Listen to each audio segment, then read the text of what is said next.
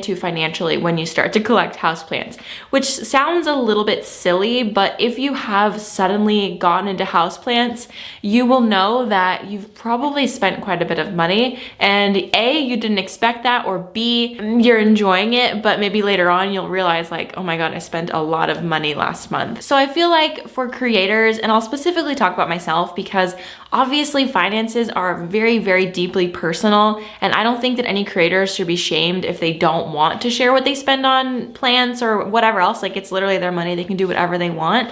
But for me, I think it's important to share those things so that people know what they're getting into, and also more importantly, so that people understand what a good price looks like. So I talked about this on my podcast. I think it's going to be coming out next week. I might be doing a little bit of a spoiler, but we talk a little bit about plant shopping, and well, we talk a lot about it. It's the entire episode. So we're talking about plant shopping. If you're not subscribed to my podcast, it's on pretty much every podcast player, always linked in the description box below. It's my podcast with Adam, Not Dude, and Nicole, My Clean Leaves, and we just chat once a week on Mondays. So go check it out if you want to hear more about this conversation. But basically something that I offered to the conversation that I'm remembering back now is all of us, like the three of us, have been collecting plants since early 2018. I think maybe even sooner for Nicole, like even earlier than me and Adam.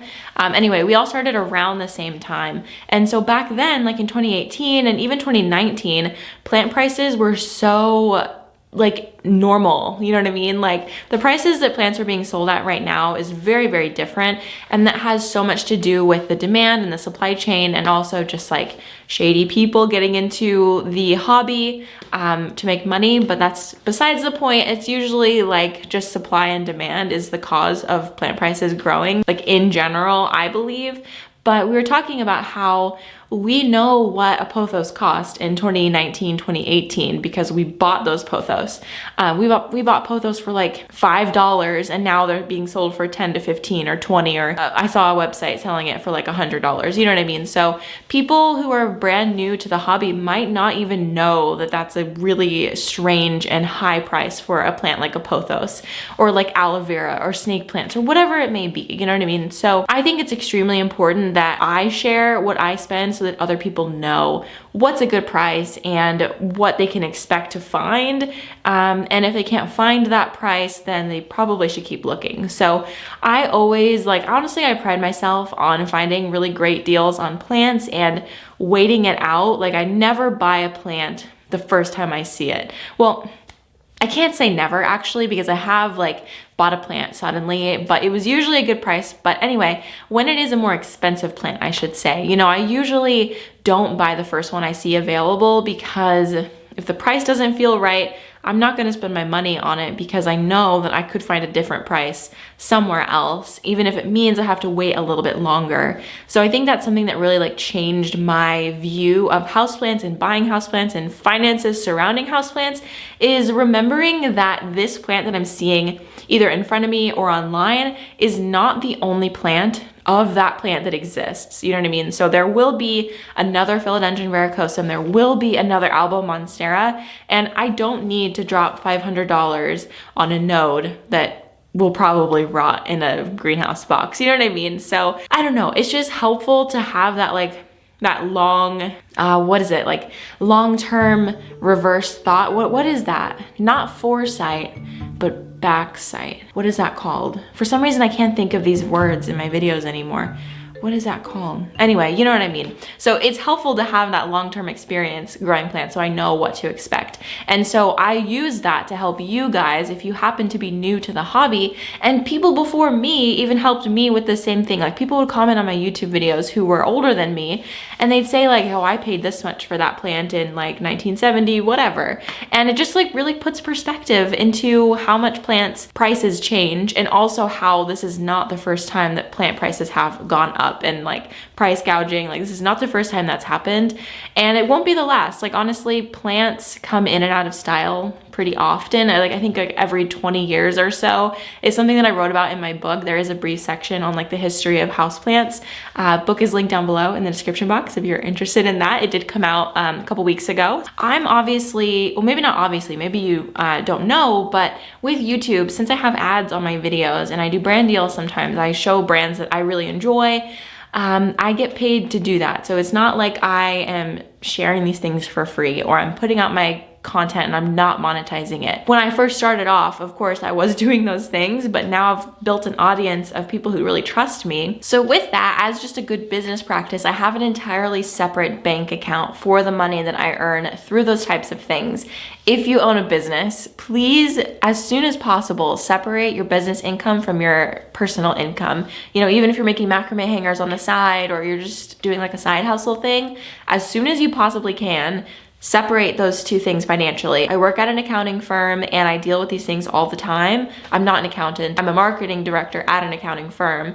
And it's something that my accountants that I work with are constantly asking me to share with people. Like, that is the number one thing, is to separate business and personal finances as soon as possible, because that makes accounting later down the line so much easier. So, okay, accounting advice aside, I have that completely separate bank account that my AdSense money goes into, and when I do a brand partnership, that money goes in there too. That is the money that I use to buy plants. So I just want to say this because I want to be really transparent, because when I bought this plant, for example, this huge plant behind me, that Monstera adansonii was $200. And previously I purchased a Monstera albo, which was almost $300. And that's a pretty big chunk of change to drop on plants. And I'm completely aware of that. It still feels like a lot of money to me to buy a plant of that cost. But I didn't buy those plants until I felt really confident that I would be able to care for them. Like, I did not buy an albo the first time I saw it. You know what I mean? Like, I waited a long time to A, find a good deal, and B, until the point where I was very confident taking care of plants and I knew I wouldn't kill it. So just a little tidbit of advice as well. If you're new to the hobby, there's no need to jump into buying those hard to care for rare plants, quote unquote rare. I guess it's commercially rare plants. I think Adam said that in one of his videos, and I just love that, like commercially rare rather than just rare, because if the plant is rare, it should not be in your home. You know what I mean? It's just a complete misuse of the phrase. So I use that money, my income from De La Plant stuff, on plants, on plant supplies, on independent contractors that I have helping me out with this operation that I'm doing. It's a very, obviously it's a small operation, but you know what I mean? Like, I do have an independent contractor. Just a little bit of perspective. I'm not using the money that I make off of my career, you know, my job. I mentioned I'm a marketing director. I'm not using that money on this, because that money goes to my bills and to my savings and to my student loans. Love that. So this money is completely separate and I'm able to access it. So I have the financial accessibility to be able to buy more plants than I would if De La Plants was not a thing. You know what I mean? So I also want to be clear about that for your expectations on your plant collections.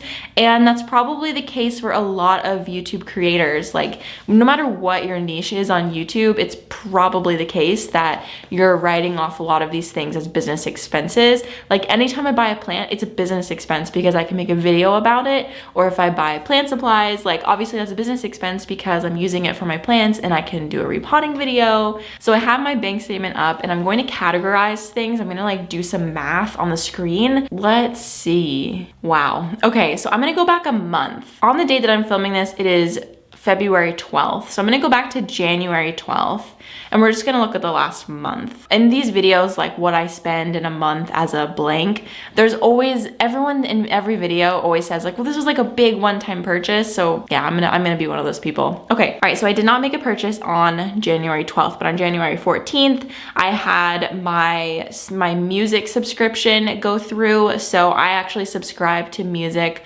on YouTube. Like, it's Epidemic Sound is the website, and I pay $15 a month to have access to royalty-free music that I can use in my videos and monetize my videos, because if my music is not royalty-free, all of the money that I make on those videos will go to the copyright owner. So basically it's like no copyright music. So that's $15 a month. So we're up to $15. On January 15th, I paid $17 to the Missouri Botanical Gardens because I signed up for a class, and it was a cut flower garden class, which I said on my podcast, I forgot to attend the class, which is such a waste of money. So sad, but it was an online class and they sent me the materials anyway because I don't think they knew I didn't go. So I still got the materials and it was basically like I went, kind of. All right, so on the 19th is the next time I spent money. So I had a few things happen. So number one, $94.03 went to my internet connection, my Wi-Fi. I have a separate Wi-Fi network or internet network for me only because where I live is just very difficult.